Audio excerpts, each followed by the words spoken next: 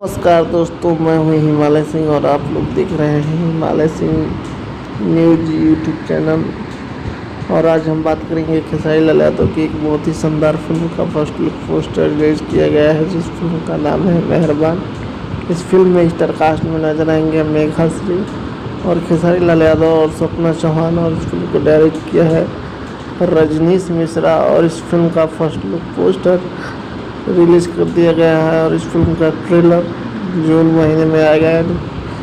10 से 15 जून के बीच आप लोगों के बीच ये फिल्म का ट्रेलर मेहरबान का आ जाएगा।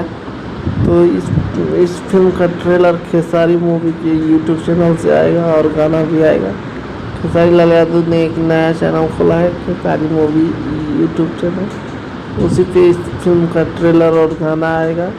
और इस फिल्म में पहली बार सपना चौहान और मेघाश्री खेसारी लाल यादव एक साथ, तीनों लोग एक साथ पहली बार इस फिल्म में नजर आएंगे। और ये फिल्म सपना चौहान की पहली मूवी होने वाली है खेसारी लाल यादव के साथ, लेकिन रिलीज होने में थोड़ा टाइम लग गया है।